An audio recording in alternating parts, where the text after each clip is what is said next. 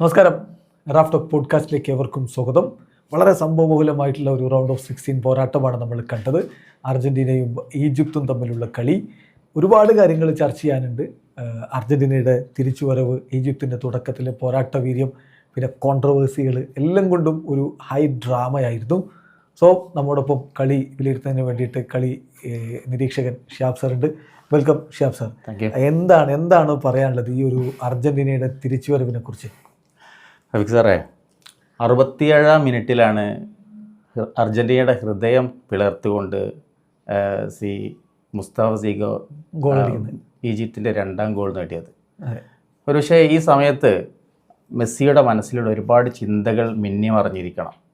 ഒരുപക്ഷെ ഇതൊരു തൻ്റെ അവസാനത്തെ വേൾഡ് കപ്പ് മാച്ചാണെന്നും ഒരുപക്ഷെ ഇനിയൊരു തിരിച്ചുവരവ് അസാധ്യമാണെന്നുള്ളതും, അതുപോലെ തന്നെ എസ്പെഷ്യലി ഫസ്റ്റ് ഹാഫിൽ പാഴാക്കിയ പെനാൽറ്റി, അതിൽ മറ്റു ടീമംഗങ്ങൾ ചേർന്നിട്ടുള്ള 2-3 തുറന്ന അവസരങ്ങൾ പാഴാക്കിയത്, ഇതൊക്കെ ഒരുപക്ഷെ ഇങ്ങനെ മനസ്സിലൂടെ കടന്നു പോയിരിക്കണം. പക്ഷേ തുടർന്നുള്ള 15 മിനിറ്റ് അല്ലെങ്കിൽ 20 മിനിറ്റ് അറ്റ്ലാന്റയിലെ മെഴ്സിഡസ് ബെൻസ് സ്റ്റേഡിയം സാക്ഷ്യം വഹിച്ചത് അവിശ്വസനീയമായിട്ടുള്ള ഫുട്ബോൾ കാഴ്ചകളാണ്. What a comeback, what a drama, what a brilliant piece of football, attacking football. തീർച്ചയായിട്ടും അതാണ് അതിനെക്കുറിച്ച് പറയാനുള്ളത്. ഇത് ഒരു മെസ്സി മാജിക്കാണ് ശരിക്കും. അവിടെ നിന്ന് അങ്ങോട്ട് മെസ്സി അങ്ങ് കാര്യങ്ങൾ സ്വയം പൂർണ്ണമായിട്ടും ഏറ്റെടുത്ത് ഞാൻ വിചാരിച്ചാൽ മാത്രമേ ഇത് തിരികെ വരുള്ളൂ എന്നുള്ള തോന്നലിൽ കളിച്ച പോലെയാണ്. അതിൽ മെസ്സി കൊണ്ടുപോയിട്ട് ലൗട്രോക്ക് കൊടുക്കുന്ന ഒരു പാസ്സൊക്കെ ഉണ്ട്. ലൗട്രോ ഇങ്ങനെ ഹെഡ് ചെയ്യാൻ വേണ്ടി ശ്രമിച്ച് അങ്ങനെ പുറത്തേക്ക് പോയതൊക്കെ ഉണ്ട്. അവിടെ മുതൽ എൻ്റെ മെസ്സി ആവുന്നു. ഇനി ഈജിപ്തിന് കാര്യങ്ങൾ എളുപ്പമാവില്ല എന്ന തോന്നലാണ് ഉണ്ടായിരുന്നത്. ഏതായാലും 3-2 വിജയമാണ് അർജൻറ്റീന നേടിയത്. ഒരു പക്ഷേ ഇങ്ങനെ ഒരു കംബാക്ക് വിന്ന് അർജൻറ്റീന ചരിത്രത്തിൽ ഇതുവരെ നേടിയിട്ടില്ല. അതായത് വേൾഡ് കപ്പിൽ ഹാഫ് ടൈമിൽ ഒരു ഗോളിന് പുറകെ പോയ കളികളൊന്നും പിന്നെ അർജൻറ്റീന ജയിച്ചിട്ടില്ല എന്നാണ് കണക്ക്. ഇതിന് മുമ്പത്തെ 10 കളികൾ 9 തോറ്റു പോകുന്ന സമനില.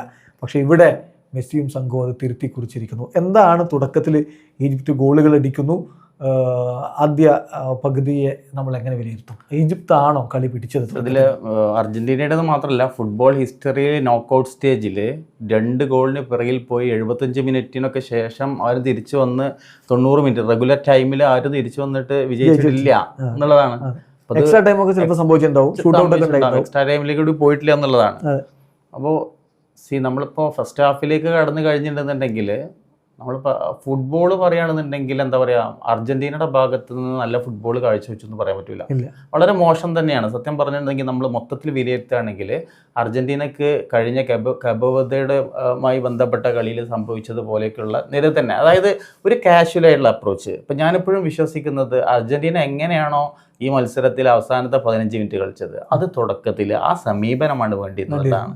പക്ഷേ വളരെ അലസമായിട്ടുള്ളത്, വളരെ അതിലുള്ള ഡിഫൻസ് ലാപ്സുകൾ ഒക്കെ നിറഞ്ഞിട്ടുള്ള, ഒരുപാട് പിഴവുകളൊക്കെ നിറഞ്ഞിട്ടുള്ളത്, അതേപോലെ സമീപനത്തിലുള്ള ഉദാസീനത, ഇങ്ങനെയുള്ള പലതരത്തിൽ കൊണ്ടും നിറഞ്ഞൊരു ഫസ്റ്റ് ഹാഫായിരുന്നു. അപ്പോൾ ഒരു പക്ഷേ സത്യം പറഞ്ഞെങ്കിൽ അർജൻറ്റീനക്ക് കിട്ടിയിട്ടുണ്ടായിരുന്ന ചാൻസുകൾ നോക്കുകയാണെന്നുണ്ടെങ്കിൽ ആദ്യ പകുതി പിരിയുമ്പോൾ ഏകദേശം ഒരു 3-4 ഗോളിന് ഏറ്റവും ചുരുങ്ങിയത് നിൽക്കേണ്ടതായിരുന്നു എന്നുള്ളതാണ്.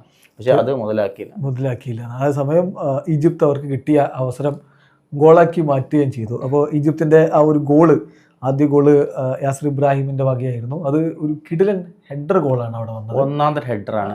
പക്ഷേ അവിടെ എനിക്കൊരു അഭിപ്രായം ഉള്ളത്, ലിസാൻഡ്രോ മാർട്ടിനസ് ആയിരുന്നു അവിടെ ഉണ്ടായിരുന്നത് ആ ഒരു ഏരിയൽ ഡ്യുവലിന് വേണ്ടിയിട്ട്. ലിസാൻഡ്രോ അത്ര ഹൈറ്റ് ഉള്ള ഒരാളല്ല. ഒരു പക്ഷേ ഒന്നുകൂടി ഹൈറ്റ് ഉള്ള ഒരാളായിരുന്നെങ്കിൽ, ഒരു പക്ഷേ നമ്മുടെ ക്രിസ്ത്യൻ റോമേർ ആയിരുന്നെങ്കിൽ ഒരു പക്ഷേ അവിടെ ഒരു ചാൻസ് ചിലപ്പോൾ തടയാൻ പറ്റുമായിരുന്നു. ലിസാൻഡ്രോക്ക് കഴിഞ്ഞില്ല എന്നുള്ള ഒരു സംഭവമുണ്ട്. പക്ഷെ still it was A fantastic goal. ശരിക്കും പറഞ്ഞാൽ എമി മാർട്ടിനസ് ഓഫ് ഗാർഡായി, ഒന്നും ചെയ്യാനൊന്ന് വളരെ ഹെൽപ്ലെസ് ആയിപ്പോയി എന്നുള്ളതാണ്. അതാണ് അവർ അങ്ങനെയാണ് ആ ഒരു ഗോള് ശരിക്കും വീഴുന്നത്. ആ ഗോളിന് ഈജിപ്ത് മുന്നിൽ പോയതിന് ശേഷം അതൊരു ഞെട്ടലാണ് ശരിക്കും അർജന്റീനക്ക് ഉണ്ടാക്കുന്നത്. അതിനുശേഷം കിട്ടിയ പെനാൽറ്റി, മെസ്സിയും പെനാൽറ്റിയും തമ്മിലുള്ള പ്രശ്നങ്ങൾ ഇതുവരെ തീർന്നില്ലേ? എന്താണ് മെസ്സിക്ക് പെനാൽറ്റി എടുക്കുമ്പോൾ സംഭവിക്കുന്നുണ്ടാവുക? ഭയങ്കര മാനസികമായിട്ടുള്ള റെക്കോർഡുകൾ ഇങ്ങനെയുള്ള എന്താ പറയാ, വേൾഡ് ഫുട്ബോളിൽ ഇത്തരത്തിലുള്ള റെക്കോർഡുകൾ ഇങ്ങനെ വാരിക്കൂട്ടുമ്പോഴും ഇത്തരത്തിൽ എന്താ പറയുക, ഒരു നെഗറ്റീവ് ഇൻഫേമസ് ആയിട്ടുള്ള റെക്കോർഡുകൾ കൂടി മെസ്സിയുടെ ബുക്കിലേക്ക് വരുന്നു എന്നുള്ളത് എന്താ പറയുക. ഇതുപോലെ വേൾഡ് കപ്പിൽ ഒരു 4 പെനാൽറ്റി പെനാൽറ്റി ഒന്നും മിസ്സാക്കിയത് ആരും ഇല്ല എന്നുള്ളതാണ്. ഇല്ല, ഏറ്റവും കുറഞ്ഞത് 2 എണ്ണാണെന്നാണ് റെക്കോർഡിൽ വരുന്നത് മെസ്സി കഴിഞ്ഞാൽ പിന്നെ മെസ്സി കഴിഞ്ഞിട്ടുള്ളത്. അപ്പൊ 4 പെനാൽറ്റി കിക്കുകളൊക്കെ പാഴാക്കി എന്നുള്ള മെസ്സിയുടെ ആ കിക്ക് നമുക്ക് ആക്ച്വലി എന്താ പറയാ, നമ്മളൊരു ഒട്ടും കൺവിൻസിങ് അല്ലായിരുന്നു, കോൺഫിഡന്റ് പൂറാണ്. ഒരു കോർണറിൽ കൂടി അല്ല, എക്സ്ട്രീം കോർണർ ആണെന്നുണ്ടെങ്കിലും തിരക്കിടില്ല, തടുക്കാവുന്ന പവർ ഉണ്ടായത്. പക്ഷെ എന്നാലും കഴിഞ്ഞ കിക്കിനെ അപേക്ഷിച്ച് നോക്കുകയാണെങ്കിൽ പുറത്തേക്കാണ് പോയിട്ടുള്ളത്. അപ്പോൾ ഒരു കോൺഫിഡൻസ് ഇല്ലാത്ത രീതിയിലാണ് ഈ പെനാൽറ്റി കിക്കുകൾ എടുക്കുന്നത് എന്നുള്ളതാണ്. ഇപ്പോൾ കഴിഞ്ഞ പ്രാവശ്യം എനിക്ക് തോന്നുന്നുണ്ട്, കഴിഞ്ഞ വേൾഡ് കപ്പിലൊക്കെ മെസ്സി എല്ലാ പെനാൽറ്റി കിക്കുകളും ഭയങ്കര കൺവിക്ഷനോട് കൂടി അത് ഗോളാക്കിയേ തീരൂ. എക്സ്ട്രീം പ്രഷർ ഉണ്ട് കഴിഞ്ഞ പ്രാവശ്യം, പക്ഷെ എന്നിട്ട് പോലും അതൊക്കെ ഗോളാക്കണം എന്ന രീതിയിൽ തന്നെയാണ് അടിച്ചിട്ടുണ്ടായിരുന്നത്. പോളണ്ടിനെതിരെയുള്ള ഒരു പെനാൽറ്റി അത് നല്ലൊരു കിക്കായിരുന്നത്, അത് ഗോളിയുടെ ഒരു അവിശ്വസനീയമായിട്ടുള്ള ആ രീതി അതായിരുന്നു.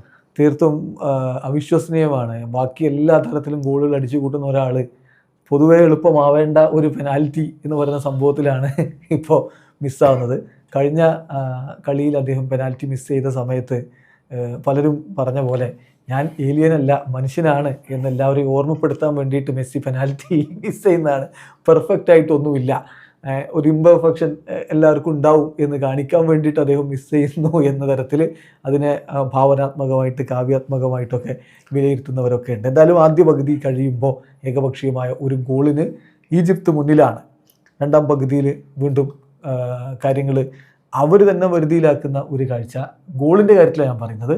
എന്ന് പറഞ്ഞാൽ അവരൊരു ഗോൾ അടിക്കുന്നു, അത് റഫറി ഫൗള് വെച്ച് ഡിസലവ് ചെയ്തു. കോൺട്രവേഴ്സ്യൽ ഇഷ്യൂസ് നമുക്ക് ലാസ്റ്റ് ചർച്ച ചെയ്യാം, അതുകൊണ്ടാണ് ഇപ്പോൾ അതിലേക്ക് പോകാത്തത്. അത് ഡിസലവ് ചെയ്യുന്നു. സീക്കോ തന്നെയാണ് അത് അടിച്ചതെന്നാണ് എൻ്റെ ഒരു ഓർമ്മ. വീണ്ടും മുസ്തഫ സീക്കോ തന്നെയാണ് വീണ്ടും അടുത്ത ശരിക്ക് ഗോൾ അടിക്കുന്നതും. അപ്പം എന്തായിരുന്നു ആ ഒരു നീക്കവും അത് അവർക്ക് ഈജിപ്തിന് കൊടുക്കുന്ന ഒരു ഊർജ്ജവും. നമ്മൾ ആ കോൺട്രവേഴ്സി പിന്നെ ഡിസ്കസ് ചെയ്യാന്ന് പറഞ്ഞുകൊണ്ട് നല്ല ഒന്നാന്തരം ഒരു ബ്രില്യൻ പീസ് ഓഫ് ഫുട്ബോൾ അല്ലെ, പാസിങ്, ഒരു ടോട്ടൽ ആക്ച്വലി ടീം വർക്കിന്റെ ഫലമായിട്ട് ആക്ച്വലി എന്താ പറയാ ഡിസലോഡ് ഗോൾ വന്നിട്ടുണ്ടായിരുന്നു. അവസാനം ഒരു മുസ്തഫ സീക്കോയുടെ ഫിനിഷിംഗ് ഒക്കെ വന്നിട്ടുണ്ടെങ്കിൽ ഒരു നല്ലൊരു ഒന്നാന്തരം ഫുട്ബോൾ ആയിരുന്നു അത്. അതെ.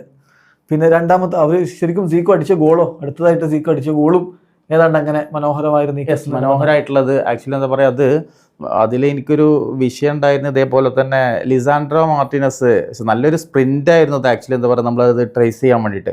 പക്ഷെ അവിടെ നമ്മൾ ആ ഗോൾ അടിക്കാനേ നമ്മളിപ്പോൾ ആ ബോളായിട്ട് പോയിരുന്ന റൈറ്റ് വിങ്ങിൽ കൂടിയാണ് പോയത്. റൈറ്റ് വിങ്ങിൽ പോയപ്പോൾ 2 പേര് അർജന്റീനിയൻ ഡിഫൻഡേഴ്സ് അവിടെ ഉണ്ടായിരുന്നു.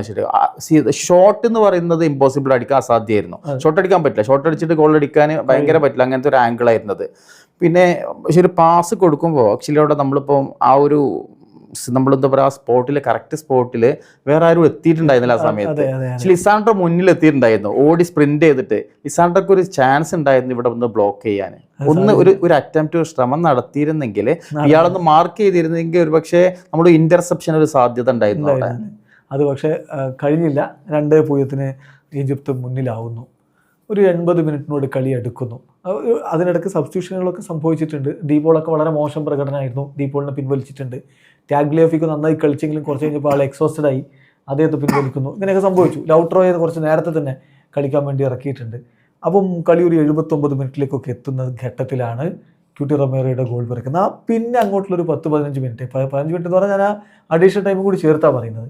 അത് തീർത്തും അർജന്റീനയുടെ ഒരു വിളയാട്ടമായിരുന്നില്ല. ആ 15 മിനിറ്റ് നമ്മൾ എങ്ങനെ വിലയിരുത്തും? 3 ഗോളുകൾ ക്രെഡിബിൾ, അവിശ്വസനീയം എന്നേ പറയാൻ പറ്റുള്ളൂ അർജന്റീനയുടെ പെർഫോമൻസ്. ഇത് അർജന്റീനക്ക് കളിക്കാൻ കഴിയാത്തതല്ലോ. അപ്പൊ ആറ്റിറ്റ്യൂഡാണ് നമ്മൾ പലപ്പോഴും എന്താ പറയാ മാറ്റങ്ങൾ വരുത്തുന്നത്. ഇപ്പോൾ കബോർദേക്കുള്ള മത്സരത്തിലും ആക്ച്വലി എന്താ പറയാ അർജന്റീന ഉണരാൻ കുറച്ച് സമയം എടുക്കുന്നു എന്നുള്ളതാണ്. ഇപ്പൊ ഗ്രൂപ്പ് തലത്തിൽ കണ്ടത് ഒരു അർജന്റീന അല്ല ആക്ച്വലി എന്താ പറയാ. നമ്മൾ നോക്കൗട്ട് സ്റ്റേജിലേക്ക് വരുമ്പോൾ നോക്കൗട്ട് സ്റ്റേജിലാണ് ഒന്നുകൂടി നമ്മൾ കോഷ്യസ് ആവേണ്ടത്, ഒന്നുകൂടി സീരിയസ് ആവേണ്ടത്, നമ്മുടെ അലർട്ട് ആവേണ്ടത്, അതേപോലെ തന്നെ ഒന്നുകൂടി സീരിയസ് ഫുട്ബോൾ കളിക്കേണ്ടത് തുടക്കത്തിൽ തന്നെ. പക്ഷേ ഇത് നമ്മൾ തുടക്കത്തിൽ എനിക്ക് തോന്നുന്നത് ഈജിപ്ത് എന്ന് പറയുന്നത് അവർക്ക് ഓൺ ടാർഗറ്റിൽ ആകെ 2 ഷോട്ട് ഉണ്ടായിരുന്നു, ആ 2 അവർ ഗോളാക്കി. പക്ഷെ എനിക്ക് തോന്നുന്ന കളിക്കാനുള്ള കോൺഫിഡൻസും സ്പേസും അർജന്റീന കൊടുക്കുകയാണ്. പക്ഷേ ഒരിക്കലും നമ്മൾ ഈജിപ്ത് തന്നെ ടീമിനെ ചെറുതാക്കി കാണല്ല ചെയ്യണത്. ഈജിപ്ത് കളിച്ചിട്ടുണ്ട്, അവർക്ക് കഴിയുന്ന രീതിയിൽ നന്നായിട്ട് കളിച്ചിട്ടുണ്ട്.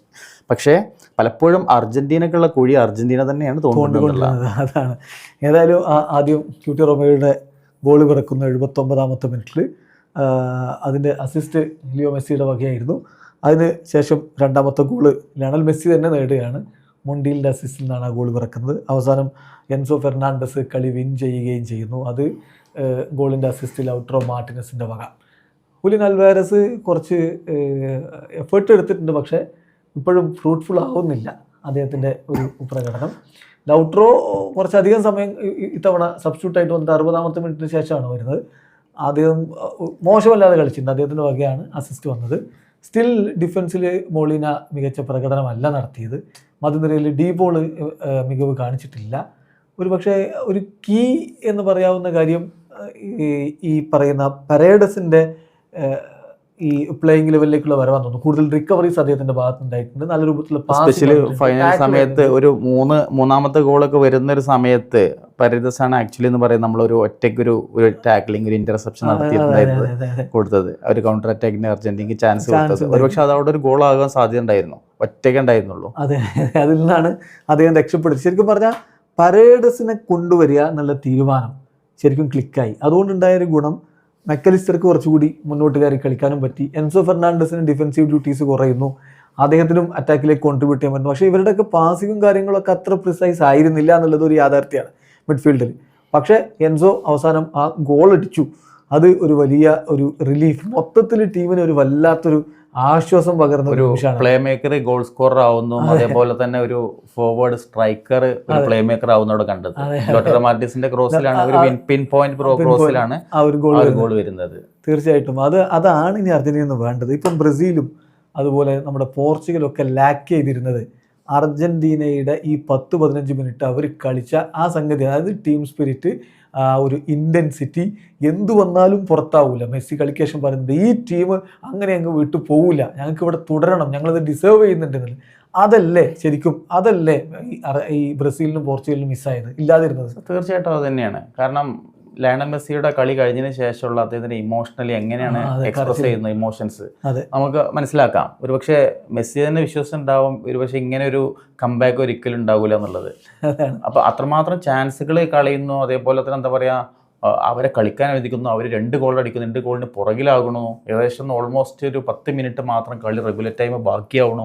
അപ്പം ഇങ്ങനെയുള്ള സമയത്ത് ആക്ച്വലി എന്താ പറയുക, ഒരു പെനാൽറ്റി താൻ തന്നെ പാഴാക്കുന്നു നിർണായകമായിട്ടുള്ളത്. അപ്പം ഇങ്ങനെയൊക്കെയുള്ള സമയത്ത് ഒരു പക്ഷേ എന്താ പറയുക, ഇങ്ങനെ ഒരു തിരിച്ചുവരവ് ടീം അല്ലെങ്കിൽ ടീം സ്പിരിറ്റിന്റെ ഭാഗമായിട്ട് ടീം വിജയിക്കുമെന്ന് പറയുമ്പോൾ ഉണ്ടാകുന്ന ഒരു ഇമോഷണൽ ആയിട്ടുള്ള ആ ഒരു എക്സ്പ്രഷനാണ്, ആശ്വാസം, റിലീസാണ് ആക്ച്വലി മെസ്സിയിൽ നമ്മൾ കാണാൻ പറ്റിയത്. തീർച്ചയായിട്ടും മെസ്സി കളിക്കേഷൻ അത് പറഞ്ഞത് എന്തിനാണ് കരഞ്ഞത് എന്നുള്ളത്.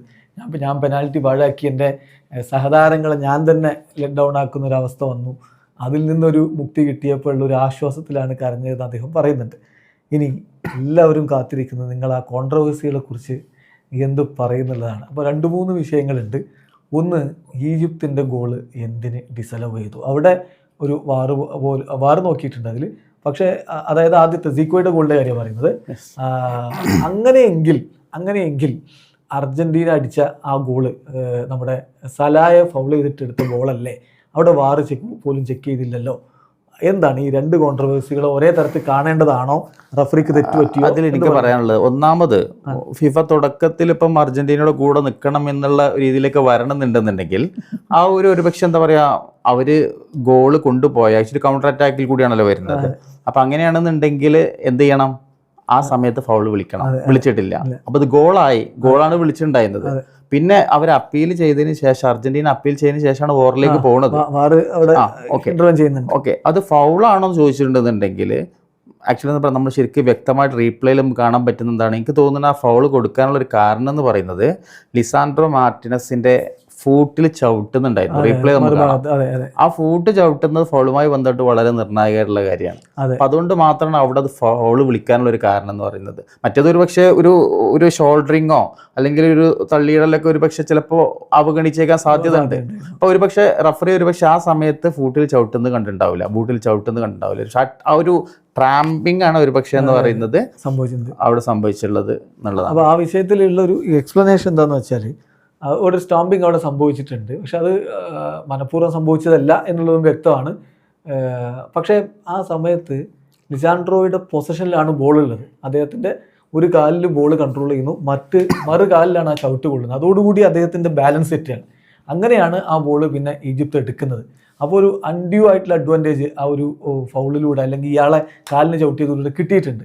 അതുകൊണ്ടാണ് അത് ഫൗള് വിളിച്ചത്. തീർച്ചയായിട്ടും ലെക്ക് ഒരുപാട് വർക്ക് ചെയ്തിട്ടുണ്ട്. ഇപ്പൊ റഫറിയുടെ ഭാഗത്ത് പൂർണ്ണമായിട്ടും പെർഫെക്റ്റ് ആണെന്ന് പിഴവുകൾ വന്നിട്ടില്ല, ഒന്നും പറഞ്ഞില്ല, പിഴവുകൾ വന്നിട്ടുണ്ട്. പക്ഷെ ആ ഒരു സമയത്ത് ഒരു റീപ്ലേ, ഒരു ഒഫീഷ്യലിനെ സംബന്ധിച്ച് റഫറി ഗ്രൗണ്ടിലാ നിയന്ത്രിക്കുന്ന റഫറിയെ സംബന്ധിച്ചിടത്തോളം എന്ന് പറഞ്ഞ് ഇങ്ങനെ കാര്യങ്ങൾ അത് റെസ്പോൺസിബിൾ ഡ്യൂട്ടിയാണ്. ഉണ്ടോ എന്തെങ്കിലും ആക്ച്വലി ഇൻജസ്റ്റിസ് ആയിട്ട് എന്തെങ്കിലും അവിടെ നടന്നിട്ടുണ്ടോ എന്നുള്ളത്. അപ്പൊ ആ പരിശോധനയിലാണ്, വാർ പരിശോധനയിലാണ് ഇങ്ങനെയുള്ള സംഭവം കാണുന്നത് എന്നുള്ളതാണ്. അതിൽ മെയിൻലി ബോള് റിസാൻഡ്രോയുടെ പൊസിഷനിലായിരുന്നു. ഈ ഒരു ചവിട്ടിലൂടെയാണ് അദ്ദേഹത്തിന്റെ ബാലൻസ് പോകുന്നതും ഈജിപ്ത് ബോൾ എടുക്കുന്നതും. പിന്നെ അത് നേരെ അങ്ങ് പോയിട്ട് ഗോളാകുകയാണ് ചെയ്യുന്നത്. അപ്പോൾ അതുകൊണ്ട് അത് ഡിസലവ് ചെയ്തത് തെറ്റില്ല എന്നാണ് പൊതുവിൽ. പിന്നെ ചില റഫറിങ് എക്സ്പേർട്സ് അത് ഇപ്പം നമ്മൾ അങ്ങനെ എല്ലാ ഫൗളുകളും ഇപ്പം അങ്ങനെ ചെറുതാണെങ്കിൽ അത്ര അധികം ഇൻഫ്ലുവൻസ് ഉണ്ടാക്കുന്നില്ലെങ്കിൽ അത് വിട്ട് കളയാമായിരുന്നു എന്ന് പറയുന്നവരുണ്ട്. പക്ഷെ ഇവിടെ ശരിക്കും ഇൻഫ്ലുവൻസ് ഉണ്ടായിട്ടുണ്ട്, ബോൾ നഷ്ടപ്പെടുകയാണ് ചെയ്യുന്നത് ലിസാൻഡ്രോ അതിലൂടെ. അതേസമയം സലയുടെ കാര്യത്തിലും എന്താണ് സംഭവിച്ചത്? മറുഭാഗത്ത് സംഭവിച്ചിട്ടുള്ളത് നമ്മൾ റീപ്ലേയിൽ നിന്ന് വ്യക്തമാകുന്ന ഒരു കാര്യം എന്ന് പറഞ്ഞിട്ടുണ്ടെങ്കിൽ അത് ഹൂലിയൻ ആൽവരസ് ആ ബോള് വിൻ ചെയ്തിട്ടുണ്ട്. അവിടെ ഒരു ഫൗൾ ചെയ്യേണ്ട ആവശ്യം വരുന്നില്ല ഒരിക്കലും. സലയെ ഫൗൾ ചെയ്യുന്നതിന് എനിക്ക് തോന്നുന്നു സല ഒരു പക്ഷെ ചെറിയൊരു കോണ്ടാക്ട് കിട്ടിയാൽ ഒരു പെനാൽറ്റി വീഴാൻ വേണ്ടി നിൽക്കുന്ന ഒരു അവസ്ഥയാണെന്നുള്ളതാണ്. അപ്പോ ചെറിയൊരു പക്ഷെ അറിയാതെ ചിലപ്പോൾ എന്തെങ്കിലും ചെറിയൊരു സംഭവിച്ചിട്ടുണ്ട് അതിലൊരു പക്ഷെ ഒരു പെനാൽറ്റിക്ക് വേണ്ടിയിട്ട് ഭാഗത്തുണ്ടാകുന്നതുമാണെന്നുള്ളതാണ്. ശരിക്കും ഇതാണ് ഈ ഡിഫറൻസ്. അതായത് നേരത്തെ ലിച്ചയുടെ കയ്യിൽ ബോൾ ഉള്ളപ്പോഴാണ് ആ ഒരു ഫൗൾ സംഭവിക്കുന്നത്. ഇത് ഓൾറെഡി വിൻ ചെയ്ത് കഴിഞ്ഞിട്ടുണ്ടായിരുന്ന ഹൂലിയൻ ആൽവാരസ് ആ ബോൾ എന്നുള്ളതാണ്. അപ്പൊ അതുകൊണ്ടാണ് അത് ഡിസലവ് ചെയ്യപ്പെടുന്നത്. റഫറി കണ്ടിട്ടുണ്ടാവാം ആ ബോള് കടന്നു പോകുന്നത് കിട്ടുന്ന പിന്നെയെന്ന് വെച്ചാൽ കണ്ടുന്നത് ഒരു പക്ഷെ അതുകൊണ്ടായിരിക്കും പിന്നെ അത് ചെക്കിങ്ങിന് പോകാതിരുന്നുള്ളതാണ്. അതുപോലെ തന്നെ വാറും അത് സ്വാഭാവികമായിട്ടും അത് പ്രശ്നമില്ല എന്ന് കണ്ടതുകൊണ്ടായിരിക്കണം വിളിക്കാതിരുന്നത്. അപ്പൊ അതുകൊണ്ട് ആ കോൺട്രവേഴ്സിയിൽ വലിയ അർത്ഥമൊന്നുമില്ല എന്നാണ്. പിന്നൊരു കോൺട്രവേഴ്സി ഉള്ളത് മക്കലിസ്റ്റർ ഫാത്തിയെ മറ്റേ ഷർട്ട് ഗ്രാബ് ചെയ്തു, പെനാൽറ്റി ബോക്സിൽ വീഴുന്നു എന്നുള്ളതാണ്. അത് വളരെ സ്ലൈറ്റ് ആയിട്ടുള്ള ഒരു ഗ്രാബിംഗ് ആയിരുന്നു, അത് വീഴാൻ മാത്രം ഉണ്ടായിരുന്നില്ല എന്നുള്ളത് ഒരു കാരണം. രണ്ടാമത് ഈ രണ്ടുപേരെ അടുത്തുമായിരുന്നില്ല ബോൾ ഉണ്ടായിരുന്ന അപ്പുറത്ത് നിൽക്കുന്നവരുടെ അടുത്തായിരുന്നു എന്നുള്ളതാണ്. അപ്പോൾ അതാണ് വിഷയം. പിന്നെ മുഖത്തടിച്ചത് റഫറി കണ്ടില്ല എന്നൊക്കെ പറയുന്നുണ്ട്. അതൊന്നും പക്ഷെ കളിയുടെ റിസൾട്ടിനെ ബാധിക്കുന്ന തരത്തിലുള്ള ഒരു സംഭവമായിരുന്നില്ല. ചുരുക്കത്തിൽ ഈ പരാജയപ്പെടുമ്പോൾ സ്വാഭാവികമായിട്ടും എന്തെങ്കിലുമൊക്കെ ഈ വിവാദങ്ങളും ഗൂഢാലോചന സിദ്ധാന്തങ്ങളൊക്കെ എടുത്തു കൊണ്ടുവരുന്നതിലപ്പുറത്തേക്ക് ഈ വിവാദങ്ങളിൽ കഴമ്പില്ലാന്ന് തോന്നുന്നു അല്ലേ? ഇല്ല, അതിലെ വിവാദങ്ങൾ എന്താ പറയുക, ആക്ച്വലി നമുക്ക് ഗ്രൗണ്ടിൽ എന്താ പറയുക സ്പോണ്ടേനിയസ് അല്ലെങ്കിൽ നാച്ചുറലായിട്ട് സംഭവിക്കുന്ന കാര്യങ്ങളാണ്. ഇപ്പം ബോധപൂർവ്വം കോൺഷ്യസ് എസ്പെഷ്യലി ഇങ്ങനെയൊക്കെയുള്ള കാര്യങ്ങളും ആർഗ്യുമെന്റ്സ് അല്ലെങ്കിൽ ഇങ്ങനെയുള്ള എതിരായിട്ടുള്ള ഒരുപാട് കാര്യങ്ങളൊക്കെ വരുമ്പോൾ സ്വാഭാവികമായിട്ടും റഫറീസും അല്ലെങ്കിൽ എന്താ പറയുക ഫിഫയ്ക്ക് ഇതിനെക്കുറിച്ച് വളരെ കോൺഷ്യസ് ആയിരിക്കും തീർച്ചയായിട്ടും. അപ്പോൾ അതിൽ അത്രയേ ഉള്ളൂ അതിലെ കാര്യം. പിന്നെ ഈജിപ്തിൻ്റെ താരം സീക്കോ കളിക്ക് ശേഷം വലിയ രൂപത്തിൽ ആരോപണം ഉന്നയിക്കുന്നുണ്ട്. അതായത് അർജന്റീനയെ ഞാൻ അഭിനന്ദിക്കുന്നു, അവർ ഈ വേൾഡ് കപ്പ് തന്നെ അവർക്കുള്ളതാണ്, അവർ വിജയിച്ചു കഴിഞ്ഞു എന്ന് പറയുന്നുണ്ട്. പിന്നെ അവരുടെ കോച്ച് പറയുന്നത് ഇത് പണത്തിനും മെസ്സിക്കും വേണ്ടി നടത്തുന്ന വേൾഡ് കപ്പാണ്, അൺഫെയർ ആയിട്ടാണ് ട്രീറ്റ്മെൻറ്റുകൾ നടന്നത്, ഞാനിനി ഈ വേൾഡ് കപ്പ് കാണുന്നില്ല, അതിൻ്റെ പ്രതിഷേധമാണെന്നൊക്കെ പറഞ്ഞു. അതൊരു ഹീറ്റ് ഓഫ് ദി മൊമെൻറ്റിൽ അങ്ങ് പറയുന്നതായിരിക്കും എന്ന് കരുതാം. അതിനപ്പുറത്തേക്ക് ഈ കോൺട്രവേഴ്സിയിൽ പ്രത്യേകിച്ച് കാര്യമില്ലെന്ന് തോന്നുന്നു. ഇനി അർജന്റീനയുടെ എതിരാളികളായിട്ട് കൊളംബിയ അല്ല, സ്വിറ്റ്സർലൻഡ് അവരെ ഇന്ന് ഷൂട്ടൗട്ടിൽ വീഴ്ത്തിയിട്ടുണ്ട്. എന്ത് തോന്നുന്നു, അർജന്റീനയ്ക്ക് കൊളംബിയ ആണോ അതല്ല സ്വിറ്റ്സർലൻഡ് ആണോ എളുപ്പമാവേണ്ടിയിരുന്നത്? ഇത് ഗുണകരമായി മാറിയോ അർജന്റീനയെ സംബന്ധിച്ചിടത്തോളം? സ്വിറ്റ്സർലൻഡ് എതിരാളികളൊന്നും റിലീഫ് ആയിരിക്കും എന്നുള്ളതാണ്. കാരണം കൊളംബിയ അർജന്റീനിയൻ ഫുട്ബോള് കൂടുതലായിട്ട് അടുത്തറിയാവുന്ന, അവിടെ കൂടുതൽ മത്സര പരിചയമുള്ളത് കൊളംബിയക്കാണ് തീർച്ചയായിട്ടും. അതുപോലെ കൊളംബിയ മിന്നുന്ന ഫോമിലായിരുന്നു കഴിഞ്ഞ ദിവസം. ഇന്നത്തെ കളിയിൽ ഗോളുകൾ അടിക്കാൻ പറ്റിയില്ല, ഗോൾ രഹിത സമനിലയിൽ പോവുകയാണ് ചെയ്തത്. ഇപ്പോൾ സ്വിറ്റ്സർലൻഡും കൊളംബിയയും റാങ്കിങ്ങിൽ ഏകദേശം അടുത്തടുത്ത് നിൽക്കുന്ന ടീമുകളാണ് റാങ്കിങ്ങിൽ പറയുകയാണെന്നുണ്ടെങ്കിൽ. അതുമാത്രമല്ല ഇപ്പോൾ സ്വിറ്റ്സർലൻഡും ഗ്രാജുവലി നല്ല രീതിയിൽ ഇപ്പോൾ നല്ല ഫുട്ബോൾ കളിച്ചിട്ടാണ് വന്നിട്ടുള്ളത്. പക്ഷേ സ്വിറ്റ്സർലൻഡിനാണ് എനിക്ക് തോന്നുന്നു ഒന്നുകൂടി എതിരാളിയെ കിട്ടിയത് അർജന്റീനയെ സംബന്ധിച്ച് ഗുണകരം. അപ്പോൾ അർജന്റീനയ്ക്ക് അതാണ് പോസിറ്റീവ് എന്ന് പറയുന്നത്. ഏതായാലും നമുക്ക് കൂടുതൽ വിശകലനങ്ങളുമായിട്ട് വീണ്ടും കാണാം.